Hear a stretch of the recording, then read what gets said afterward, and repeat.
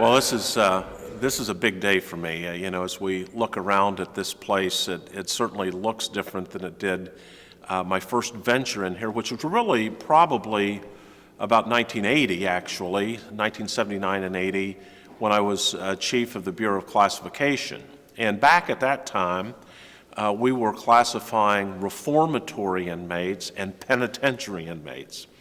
And Lebanon and OSR at Mansfield here were the two reformatory places. And typically it was for first offenders under the age of 30, usually 18 to 24, 25 years old. And it was a rough housing place. So I made several trips up here as the bureau chief of the Bureau of Classification to look at I guess the end product of me sending these guys up here and trying to manage really almost an unmanageable group with several thousand, 2,000 to 3,000 people locked up in this place. It was just quite an experience. So that was kind of my first experience here. But the one that I really remember started actually on a journey in 1984. I was a deputy warden at Chillicothe Correctional Institution, had just helped design and open up the training academy that Reggie ended up being the director of the training academy, and I was then sent to Chillicothe as a deputy warden at Chillicothe and oversaw the reception process. And during that time, I ran into a guy that was really a neat guy, a guy that I defined the word humility with, Roy Gerard, who was the retired assistant director of the Federal Bureau of Prison. And it happened to be, and I didn't know it at the time, but Roy was actually the mentor of Rick Sider, who was the director at the time, and Rick obviously is my mentor and appointed me eventually as warden in the end of '86. But during that time, I had an opportunity to listen to Roy. And he was presenting to a group of wardens, and it happened to be that the warden at Chillicothe was ill, and I got a chance to go to the meeting, the warden's meeting. It was a big deal for me then, right? And Roy spoke in a very direct way, not very animated, but talked about this thing called unit management. And talked about taking these large prisons and dividing them into smaller units and putting staff in charge of those smaller units of people to gain control of facilities. And what was remarkable was he designed this as a warden. When he was a warden in the Federal Bureau of Prisons, he said, Gary, he says, I looked out on my prison. He had youthful offenders in the Federal Bureau of Prison, much like was housed here at Mansfield, and said, all I realized was that we were just responding to incidents, one after another. And then he said, it dawned on me that the inmates were really controlling the institution because we were just responding and reacting to what they were doing. And in his own mind, he designed this decentralized, smaller units, putting staff in the units, giving them accountability to manage a population of inmates, and it made all kind of sense to me.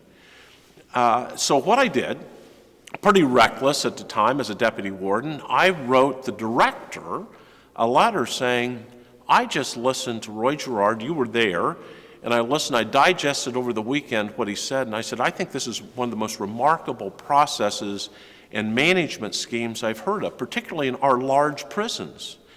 And I really hope that we follow through with that. Within 2 days, Rick sent me a note back saying, congratulations, you are now in charge of implementing unit management across every prison in Ohio. Now, if I were just to do that on my own, it would have been a massive failure, I can tell you that. But I had the opportunity through an NIC grant to bring Roy Gerard in every month for a couple of days over that 3-year period to help kind of guide what I was doing. He was a very soft-spoken, quiet, humble person, and he allowed me to really think and generate ideas, and he was very reflective in his thoughts, and I really developed and grew so much working with Roy. But that period of 1984 to 1986, when I had the responsibility of implementing unit management across the system, was really important to me, and quite frankly led me here to the Ohio State Reformatory as the last facility to be implemented in 1986. So in 1986, we made our final effort to implement unit management at this site, the Ohio State Reformatory. The conditions were a little better than this right now. I don't think this would have passed a CIDR inspection. But 1986, so we came here, Roy Gerard with me. We took a look at the facility. We toured the entire facility. We interviewed staff. We interviewed inmates. And I walked into the cell block like this, and I said, my good God, where are we going to put staff? Because an integral part of unit management was placing staff inside units and giving them the authority to manage that population in these blocks.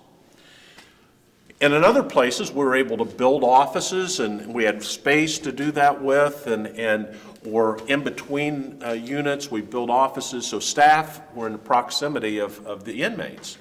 I look here, and there is no place to put any offices. The fire codes that we were able to comply with, we would have never complied with had we put offices anywhere.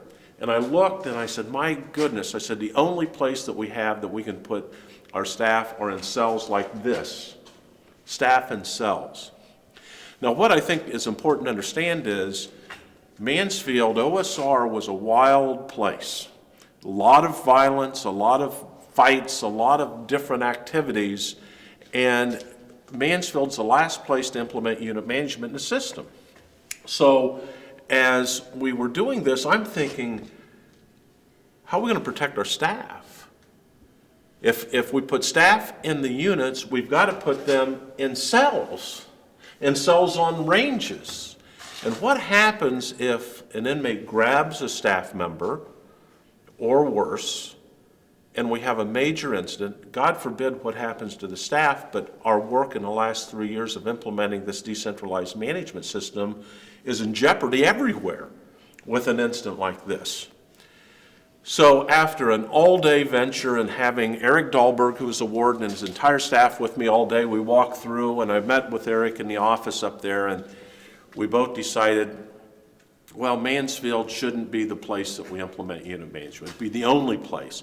After all, we're going to be building the new Mansfield across the field here where it is. So I said, Eric, I'm going to go report to the director that there's just no place to put staff except in cells, and the risk is just too great. We all agreed. This happened to be on a Friday, by the way. So we're driving back to Columbus, and Roy's with me, and Roy's pretty quiet, and he says, so what are you actually going to tell the director? And I said, well, I'm going to tell him what we said. This is just, the risk is too great to put staff in offices. If someone gets grabbed, if there's an injury, if staff gets hurt, it jeopardizes unit management everywhere. So I'm going to recommend that we don't implement unit management at the Ohio State Reformatory. He was pretty quiet. So we get to the director's office Friday afternoon, and if you know Rick Sider, if you ever knew him, he didn't have a single thing on his desk. In fact, his phone was in his drawer. So I had a couple documents I wanted to hand him. He looked at them. He didn't put them on his desk at all. He says, so Gary, tell me about OSR. So I said, it's a pretty wild place, Director. I said, there's a lot of fights, there's a lot of incidents going on. I said, it's just that the culture is a tough place to implement any kind of progressive kind of peace. And you know what? Unlike other places, there's no place to build offices to put staff.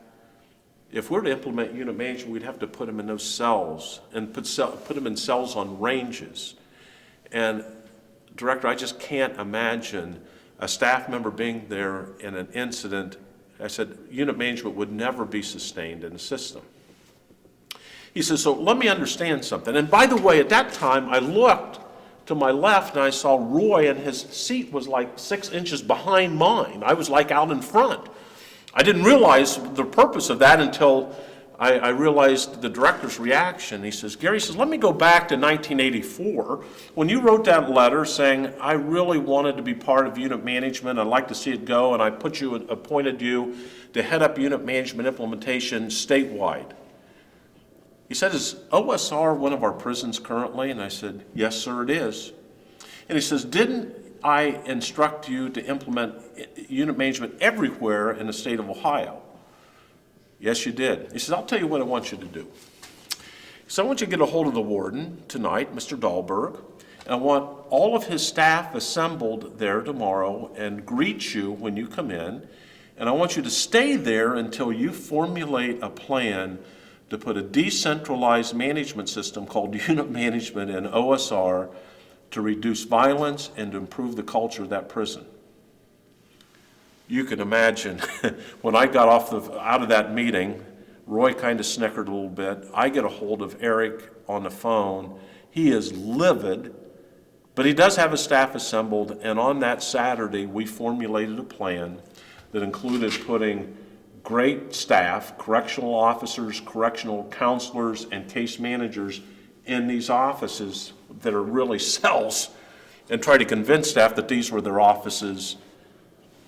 But the important thing is, while unit management was such a great strength to our system, helping keep our system safer, helping manage inmates, help put them on a trajectory to be released to the public, in other places it really worked well. It worked better at OSR than any other place. It reduced violence, it calmed the atmosphere as we put staff, including female staff, in cells to manage this population.